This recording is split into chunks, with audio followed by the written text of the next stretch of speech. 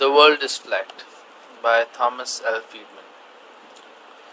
आज जिस बुक को मैं रिव्यू करूंगा उसका नाम है world is flat by Thomas L Friedman. इस किताब के अंदर अगर मैं दो लफ्ज़ों में या एक अल्फाज के अंदर एक सेंटेंस के अंदर इसका खुलासा बयान करूं तो इस किताब के अंदर ऑथर ये बताना चाह रहे हैं कि आज की दुनिया के अंदर बाउंड्रीज नहीं है।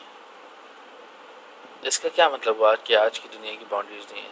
वो ये कहना चाह रहे हैं कि कुछ की फैक्टर्स की वजह से अब ये दुनिया ग्लोबलाइज्ड दुनिया है, यानी इस दुनिया आप जटिल मैदान है और आप आज बैठे हुए कराची में बैठे हुए हैं और आपको अमेरिका में बिज़नेस करना है और या दुनिया में कहीं भी बिज़नेस करना है, आप आराम से कर सकते हैं। उन्होंने बेसिकली जब किताब की शुरुआत हुई तो मतलब ये इसकी समझी है कि वर्ल्ड इज़ फ्लैट, मतलब दुनिया एक जटिल मैदान है। आज की दुनिया में बाउंड्रीज नहीं है, आज की दुनिया में नस्लों की एतकाद नहीं है। ग्लोबल लैंग्वेजेस हैं जिसके थ्रू आप बिजनेसेस कहीं भी कर सकते हो, किसी से भी कम्युनिकेट कर सकते हो, किसी से भी बात कर सकते हो। पहले की दुनिया में ये बड़ा मुश्किल मरहला हुआ करता था। ये इस बुक की थोड़ा सा खुलासा है। मूविंग फॉरवर्ड, अब बुक के बारे में बताता हूँ मैं कि बुक में हुआ क्या और किस तरह हुआ, and I will go through it.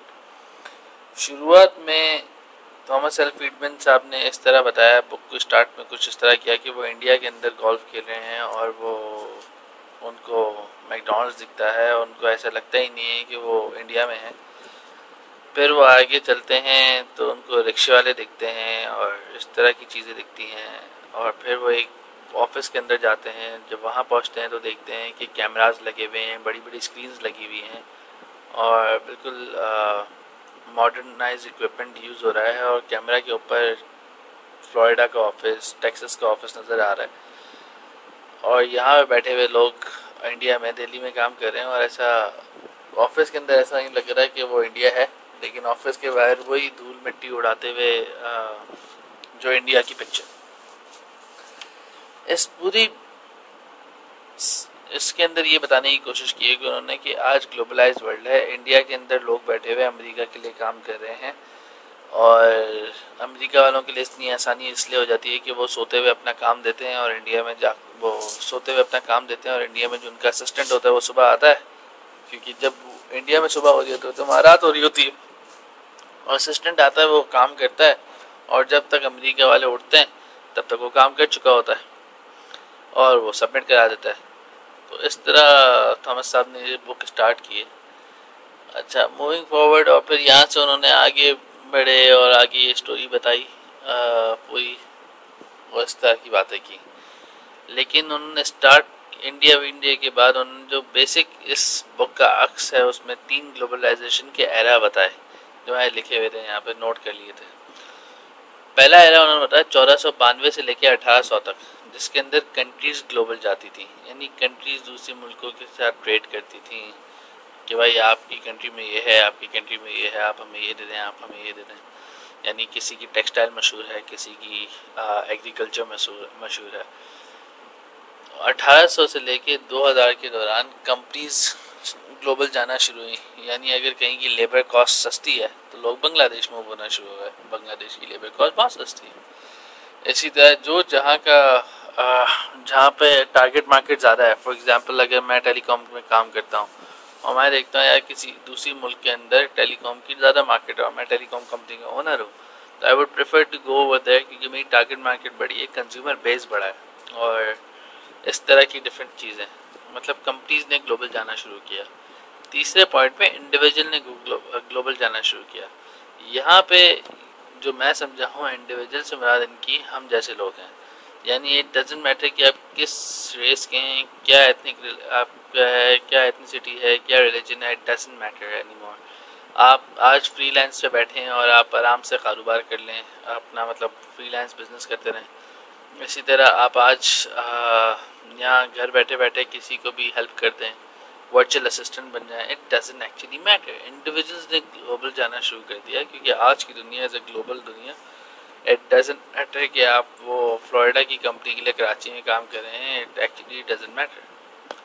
Moving forward, उन्होंने बताया कि मतलब 8-10 फैक्टर्स ऐसे हैं जिनकी वजह से ये ग्लोबलाइजेशन, मतलब ये जो फ्लैटनिंग, वर्ल्ड फ्लैट होता है, जो 8-10 फैक्टर हैं जिनकी वजह से ये वर्ल्ड फ्लैट हुआ है। पहला फैक्टर उन्होंने बताया कि बर्लिन वॉल जो गिरी थी, जब बर्लिन वॉल गिरी थी तो लोगों में ये मतलब ये वो आया कि अब ये नॉर्थ साउथ कुछ नहीं होता, अब एक टोटल प्लेन ग्राउंड है जहाँ पे बिजनेस आप कर सकते हैं। तो इससे पे पूरी दुनिया में एक तरीके का वो आया कि बर्लिन वॉल का जो फेल होना था वो बहुत मुश्किल काम था, क्योंकि अगर आप इसकी हिस्ट्री में जाएं तो it was very complicated. But जब ये फॉल हुई तो इस दुनिया को एक उन्होंने सिंगल प्लेन की दिखाया कि ग्लोबलाइज्ड वर्ल्ड है, यहाँ पे कोई नॉर्थ नहीं है, कोई नॉर्थ जर्मनी या साउथ जर्मनी या ईस्ट जर्मनी या वेस्ट जर्मनी नहीं है, एक जर्मनी है and it's one single country. Similarly उन्होंने आगे बताया कि नेटस्केप, उस वक्त नेटस्केप का ब्राउज़र आया था, जिस तरह आज क्रोम है, इंटरनेट एक्सप्लोरर है, मोजिला फायरफॉक्स है, इस तरह उस ज़माने में नेटस्केप सबसे पहला आया था और that was the first company to go public, first commercial browser. और इंटरनेट का बूम आया, डॉटनेट कंपनीज आई, तो उस एरा की बताते हैं कि वो एक मेजर एरा था जिसकी वजह से इस दुनिया के अंदर ग्लोबलाइजेशन इतनी पॉपुलर रही कि ग्लोबलाइज्ड वर्ल्ड कहा जाता है आज इस एरा को। आउटसोर्सिंग शुरू हुई, यानी वही जो मैं आपको शुरुआत में बताया था कि जैसे अमेरिका वालों का काम इंडिया वाले कह रहे थे इंडिया में बैठ के, तो उन्होंने अमेरिका वालों ने आउटसोर्स कर दिया अपना काम इंडिया वालों को। ऑफशोरिंग शुरू हुई, यानी जो मैंने बताया था कि बांग्लादेश मूव हो जाती हैं कंपनीज क्यों मूव होती हैं, क्योंकि भाई उनको लेबर कॉस्ट सस्ती मिलती है। यानी पाकिस्तान से बहुत सारी कंपनीज टेक्सटाइल फैक्ट्रीज इंडिया गई हैं और बांग्लादेश गई हैं क्योंकि उनको सस्ता पड़ता है। ओपन सोर्सिंग शुरू हुई, इसी तरह ओपन सोर्सिंग, सप्लाई चेनिंग, स्टीरियर्स, इस तरह की चीज़ों का उन्होंने जिक्र किया है। ओपन सोर्सिंग भी बड़ा ही आसान है कि भाई लोगों ने सॉफ्टवेयर क्रिएट्स किए इंडिविजुअल्स ने, और ये सारी तरह की चीज़ें। ओपन सोर्सिंग अगर मेरा ख्याल है मैं एक दफ़ा और एक्सप्लेन कर दूँ। ओपन सोर्सिंग अगर आज आप लिनक्स, अगर किसी को प्लेटफॉर्म पता हो तो लिनक्स एक बहुत फेमस प्लेटफॉर्म है। लिनक्स और माइक्रोसॉफ्ट विंडोज़ के अंदर क्या फ़र्क है? लिनक्स ओपन सोर्स है और माइक्रोसॉफ्ट विंडोज़ कमर्शलाइज्ड प्रोजेक्ट है। तो ये ओपन सोर्स इस तरह आया कि किसी एक बंदे ने उठा के एक कोड डेवलप कर दिया क्योंकि उसको मज़ा नहीं आ रहा था, उस कोड को उसने पब्लिक कर दिया। उस कोड को उसने जब पब्लिक किया तो 5 लोग और आए जिनको उसमें अपने हिसाब से चेंजेस दिखी, क्योंकि देखो इंडिविजुअल हर किसी के पास यूनिक नॉलेज है ना, तो किसी ने बोला यार ये बड़ा अच्छा कॉन्सेप्ट है लेकिन इसके अंदर यूं होना चाहिए। इस तरह वो इतनी प्रीमियम अच्छी प्रोडक्ट हो गई कि आज उसको सब यूज़ करने लगे। तो ओपन सोर्स था, उसका कोई पैसा नहीं था, कुछ पैसे नहीं थे, तो उसको आप बीट नहीं कर सकते, क्योंकि कुछ पैसा नहीं है तो आप बीट ही नहीं कर सकते। तो कोई वो ओपन सोर्स का सबसे बड़ा एडवांटेज ये होता है कि it's open source, it's free for you, it is software normally created by individuals and modified by individuals or companies or individuals mostly, and it's everything is for free. Open source एक valuable factor है जिसकी वजह से इस दुनिया के अंदर globalised world बनने में इस दुनिया को हेल्प मिली, यानी इस फ्लैटनिंग वर्ल्ड बनने में दुनिया को हेल्प मिली। मूविंग फॉरवर्ड जो मैंने चीज़ें लिखी हुई हैं उसमें उन्होंने वॉलमार्ट का भी जिक्र किया है एक जगह पे, जो मैंने पहले सप्लाई चेनिंग का बताया था, जो मैं मिस कर गया पॉइंट। वॉलमार्ट का जिक्र किया है कि उसने ग्लोबल अपना चेन किस तरह बनाया। यूपीएस का जिक्र किया है, यूपीएस कोरियर सर्विस कंपनी का, कि कंपनीज इतनी एफिशिएंट हो गई कि जैसे टोशिबा की आपको रिपेयर कराना, आपका लैपटॉप टूट गया तो आप टोशिबा की आउटलेट ना जाएं बल्कि आप यूपीएस की आउटलेट जाएं, वहाँ पे दे दें, फिर यूपीएस की आउटलेट से वो टोशिबा के सेंटर जाएगा, टोशिबा में रिपेयर होगा, वापस यूपीएस पे आएगा और आपके घर पे डिलीवर हो जाएगा। तो आपको इसकी ज़रूरत नहीं, इतना एफिशिएंट सिस्टम बना दिया सारा कि कस्टमर को ज़रूरत ही नहीं पड़ी कि वो उसके अंदर अपनी इन्वॉल्वमेंट रखे। तो इसको लेते हुए इन्होंने पूरी बुक को कवर किया है और आगे उन्होंने बहुत सारी चीज़ें बताई हैं। चाइना की इकनॉमी बताई है, इंडिया की इकनॉमी बताई है,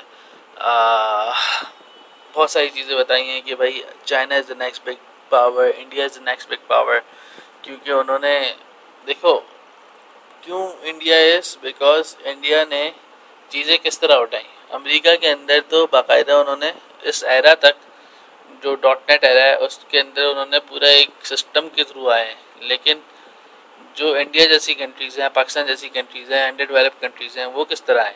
उन्होंने तो वहाँ से तालीमात देखी, अच्छा ये चीज़ हो रही है चलो इसको अडॉप्ट कर लो। अडॉप्ट कर लिया तो उनकी जितने बैरियर्स थे वो ब्रेक हो गए। उन्होंने जो बीच में इतना बड़ा स्टेप था वो तोड़ के उन्होंने जंप मारा, आगे बढ़ गए। तो it's the era for our kind of countries कि हम आगे बढ़ेंगे। ये थॉमस फ्रीडमैन नहीं कह रहे, लेकिन ये मैं कह रहा हूँ based on my understanding from the book.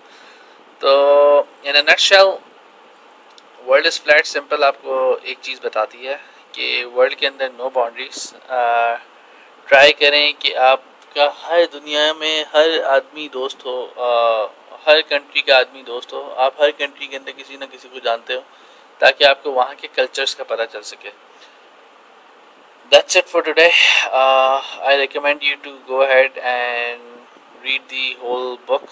आपको शुरुआत में मज़ा आएगा, बीच में ऐसा लगेगा बोरियत हो रही है, लेकिन अब इस बुक में टू बी वेरी ऑनेस्ट बहुत कुछ सीखने को है। ऐसे लोगों के लिए जो ये समझते हैं कि यार नहीं अभी भी बाउंड्रीज हैं, उनके लिए ख़ास तौर पे बहुत कुछ सीखने को है।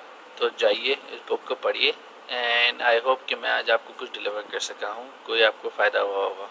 Thank you.